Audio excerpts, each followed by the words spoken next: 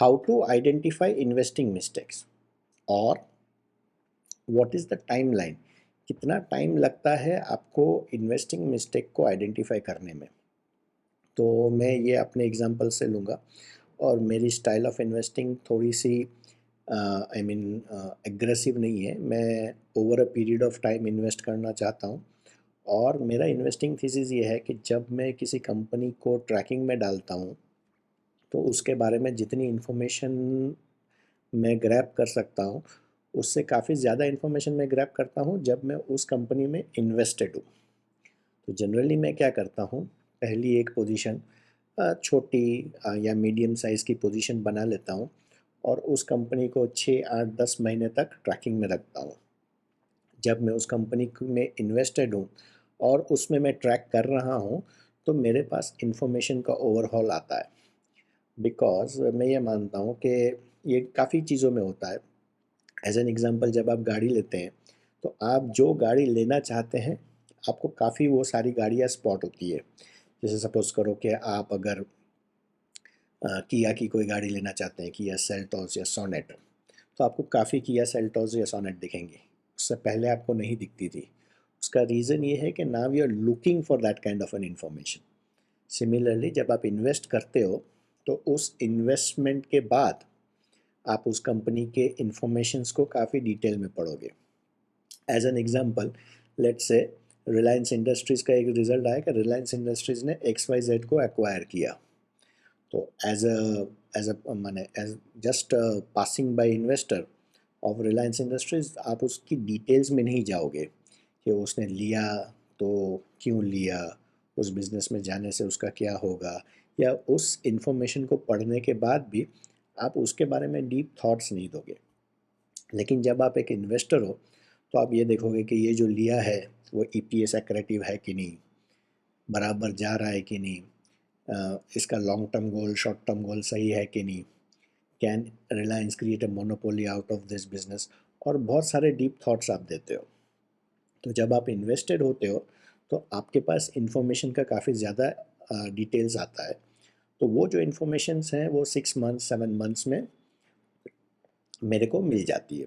तो ये जब इन्फॉर्मेशन जैसे जैसे मेरे को मिलती रहती है, वहाँ पे आई कीप ऑन रियलाइजिंग कि ये इन्वेस्टमेंट सही है या इट्स अ मिस्टेक। तो जनरली जो देखा गया है, 3-4 क्वार्टर के क्वार्टरली रिजल्ट्स और उनके कॉन कॉल और उन कॉन कॉल के ऊपर उनकी स्टडी, और फिर उसके बाद एनुअल रिपोर्ट्स की स्टडी। हालांकि पिछले एनुअल रिपोर्ट्स को मैं स्टडी करता ही हूँ, लेकिन इन्वेस्टमेंट के बाद के एनुअल रिपोर्ट्स, उसकी ग्रोथ ट्रेजेक्ट्री, उन सब से पता चल जाता है around 6 months to 8 months time में कि whether this investment is a great investment, good investment, या नॉट सो गुड इन्वेस्टमेंट। तो इन्वेस्टमेंट्स की मिस्टेक्स जो है वो आइडेंटिफाई तभी होती है, जैसे किसी एक इन्वेस्टमेंट में मैंने इन्वेस्ट कर दिया, इन्वेस्ट करने के बाद मेरे को पता चला कि भाई ये तो एक सब्सिडरी में XYZ ABC भी कर रहा है, which I don't want to be part of.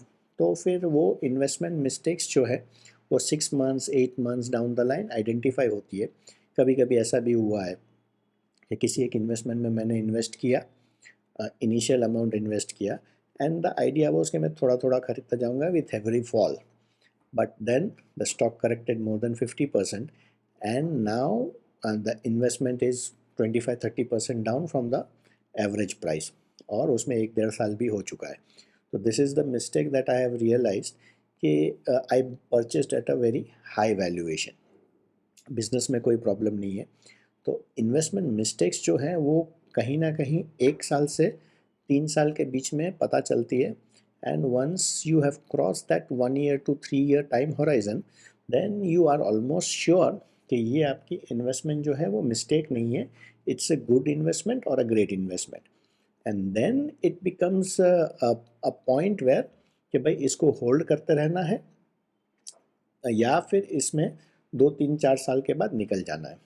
वो फैक्टर आता है आपके ग्रोथ पैरामीटर्स के ऊपर, आपको जैसा रिटर्न चाहिए। तो मैंने इसके ऊपर 2-3 वीडियो भी बनाए हैं कि भाई आपका प्राइस कैसे फ्लो होना चाहिए, अर्निंग्स कैसे फ्लो होना चाहिए, ताकि वो आपके रिटर्न्स को जनरेट कर सके और इसमें आपके ग्रोथ पैरामीटर्स कैसे होने चाहिए ताकि आपके रिटर्न्स को जनरेट कर सके।